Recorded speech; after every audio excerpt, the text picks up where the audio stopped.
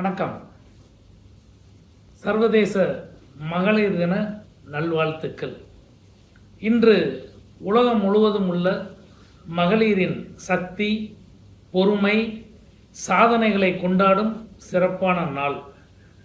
பெண் அன்பின் ஸ்வரூபம், சக்தியின் மூலம், குடும்பத்தின் சுமைதாங்கி, கற்பகத்தரு, கம்ப்யூட்டர் யுவதி, உலகை தன் அறிவால், ஆற்றலால், அழகால் வலம் வருபவள்.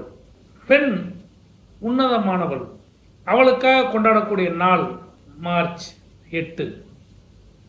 ஆண்கள் பெண்களுக்குள் அடக்கம். எப்படி? சி அதுக்குள்ள அடக்கம் ஹி. உமன் மேன் உள்ளதான் இருக்கு. மிஸ்ஸஸ், மிஸ்டர், லேடி, லேட், இப்படி நம்ம சொல்லிக்கிட்டே போகலாம். ஆண்கள் பெண்களுக்குள் அடக்கம். ஆனால் பிரச்சனை என்ன? உதாரணமாக வாழ்க்கையில் முன்னேற்ற பாதையில் ஒரு 100 பெண்கள் நுழைந்தாங்க அப்படின்னா 90% பெண்கள் ஆரம்ப நிலையிலேயே தடுக்கப்படுகிறார்கள், அல்லனா புறக்கணிக்கப்படுகிறார்கள். இந்த புறக்கணிப்பை மீறி வர்றது 10 பெண்கள் தான். ஒரு 10% அந்த ஃபர்ஸ்ட் லெவல்லேருந்து வந்து வெற்றியாளர்களாக திகழ்கிறார்கள். கவிஞர் வைரமுத்துவின் வரிகளில் பெண் என்பவள் கட்டிலறைக்கும் சமையலறைக்கும் ரன்கள் எடுத்தே ரணமாகி போனவள் என்ற காலம் காலாவதியாகிவிட்டது. இன்று பெண்கள் சந்திக்காத, சாதிக்காத துறைகளே இல்லை. கிட்டத்தட்ட அத்தனை துறைகளிலும், அது யூனிஃபார்ம் சர்வீஸ், அதாவது மிலிட்ரி, போலீஸ், இப்படி எங்கே எடுத்தாலும் இன்று பெண்களுடைய ஆதிக்கம் தொடர்ந்து கொண்டுதான் இருக்கிறது. அனைத்து துறைகளிலுமே அவர்கள் கொலைத்துக் கொண்டிருக்கிறார்கள். இதற்கு காரணம் அவருடைய பொறுமை, அன்பான அணுகுமுறை, அனைவரின் கவனத்தையும் ஈர்க்கும் தன்மை, கற்பூர புத்தி, நட்புணர்வு, நினைவாற்றல், இப்படி நம்ம சொல்லிக்கிட்டே போகலாம். இந்த நாள் வெறும் கொண்டாட்டத்திற்கு மட்டுமல்ல, இது மகளிரின் போராட்டங்களை அறிதல், சாதனைகளை போற்றுதல் மற்றும் எதிர்காலத்திற்கான ஊக்குவிப்பு. இந்த சர்வதேச மகளிர் தினம் எப்போ ஆரம்பிக்கப்பட்டது அப்படின்னு பார்த்தீங்கன்னா 1909 அமெரிக்காவில் ஆடை தொழிலாளர்கள் வேலை நிறுத்த போராட்டம் ஆரம்பிக்கும் போதே இந்த நாள் தொடங்கப்பட்டு விட்டது. அதிகாரபூர்வமாக 1910 கிளாரா ஜெக்கின் முன்மொழிந்த யோசனையின் அடிப்படையில் மார்ச் 8 உலகளாவிய பெண்கள் தினமாக அறிவிக்கப்பட்டது. பெண்கள், நான் ஏற்கனவே சொன்னேன், சாதனை சாதனை சாதனை. அது ஒலிம்பிக்னாலும் சரி, அதாவது எந்த ஒரு துறையாக படிப்பாக இருந்தாலும் சரி, இப்போ எல்லாருமே சாதனை புரிஞ்சிட்டு வந்துட்டு இருக்காங்க. ஆனால் அதில் இருக்கக்கூடிய சவால் என்ன அப்படின்னு பார்த்தோம்னா பாலின பாகுபாடு. ஆணுக்கு ஒரு சம்பளம், பெண்ணுக்கு ஒரு சம்பளம்.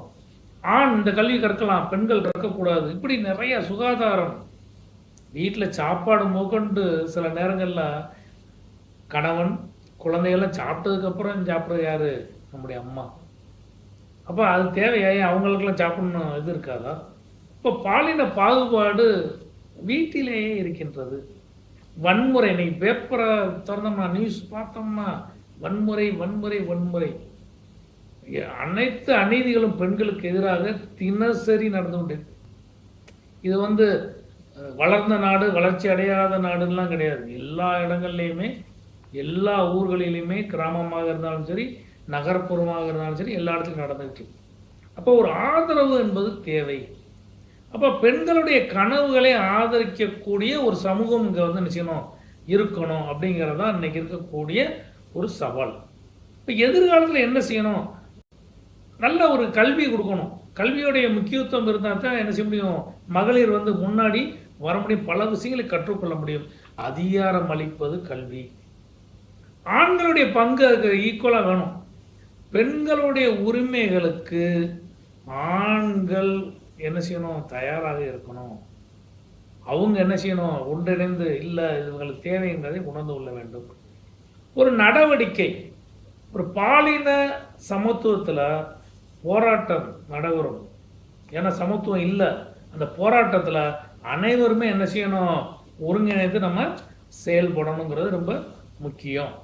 பெண்கள் வீராங்கனைகளாக திறந்தது இப்போ மட்டும் இல்லை, கல்பனா சாவ்லா மாதிரி இன்னைக்கு செய்யல இல்லை, 1857 ஆங்கிலேயரை எதிர்த்து போரிட்ட பெண்மணி ஜான்சி ராணி லட்சுமிபாய் கிட்டத்தட்ட 2 ஆண்டுகள் பெரிய படையை நிர்வாகம் செய்து தலைமையேற்று சுதந்திரமாக பணியாற்றி கொண்டிருந்தார்கள். 1546 1599 சாந்த் பிவி அப்படிங்கக்கூடிய பெண் வைரச் சுரங்குகள் கொண்ட கோல்கண்டாவினுடைய ராணியாகுவார். மாச கணக்குல எதிரிகளோட போராட்டம் பண்ணியிருக்காங்க. ஒரு முறை பார்த்தீங்கன்னா கோட்டை செவரை உடைச்சிட்டு உள்ள வரக்கூடிய எதிரிகளை அதை எதிர்பார்த்து அவங்கள விரட்டி அடித்த வீர பெண்மணி சாந்த் பிவி அவர்கள். இப்படி அந்த காலத்திலிருந்தே நிறைய பெண்மணிகள் வீராங்கனைகளாக தெரிந்திருக்கிறார்கள். சாதிக்க பிறந்தவள் பெண், சரித்திரம் படைப்பவள் பெண். இந்த பெண்கள் சாதிக்காத ஃபீல்டே இல்லை. நான் சொன்ன மாதிரி எல்லா ஃபீல்ட்லேயுமே யார் இருக்கா, அது விஞ்ஞானிகளாக நம்முடைய பெண்கள் இருக்காங்க. பெண்ணின் கிழிந்த ரவிக்கை வெளியே தேகத்தை பார்ப்பவன் பிற்போக்குவாதி, தேசத்தை பார்ப்பவன் முற்போக்குவாதி. நவீன உலகின் காவலராக, நாவலராக, பாவலராக ஜொலிப்பவள் இன்றைய பெண். பெண்ணே, நீ அடுப்பங்கரை பூனை அல்ல, ஆள வந்த புலி. நீ அலங்கார பொம்மை அல்ல, உணர்வுள்ள பெண்மை. நீ சுவரோவியம் அல்ல, உலக உன்னதங்களை உனக்குள் அடங்கிய உயிரோவியம் என்கிறது ஒரு புது கவிதை.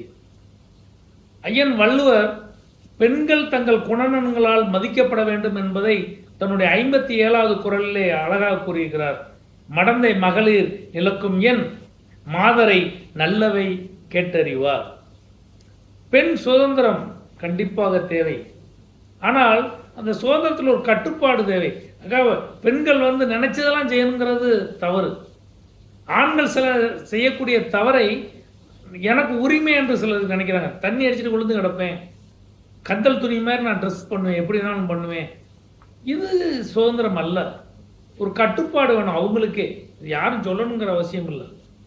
தவறு எது, உண்மை எதுங்கிறது அவங்களுக்கே தெரியணும். சுதந்திரம்ங்கிறது நம்ம இஷ்டத்துக்கு நடப்பதே அல்ல. இது நமக்குள் ஒரு கட்டுப்பாடு தேவை. அனைத்து அருமையான பெண்களுக்கும் நீங்கள் வலிமையானவர்கள், நீங்கள் தடுக்க முடியாதவர்கள், நீங்களே எதிர்காலம். இன்று மட்டுமல்ல, எப்போதும் உங்களது சாதனைகளை கொண்டாடுங்கள். புறப்படு, புது உலகம் படைத்திடு, விழித்திடு, வழிகளை உருவாக்கிடு, எடுத்திடு முடிவுகளை சுபமாக்கிடு, துணிந்திடு, தோல்விகளை தூளாக்கிவிடு. சர்வதேச மகளிர் தின நல்வாழ்த்துக்கள். உங்கள் கனவுகளை சாதியுங்கள். உலகத்தை தூண்டும் பேரழகாக இருங்கள். நண்பர்களே, பெண்களின் வலிமையை அங்கீகரிப்போம். அவர்களின் கனவுகளுக்கு ஆதரவாக நிற்போம்.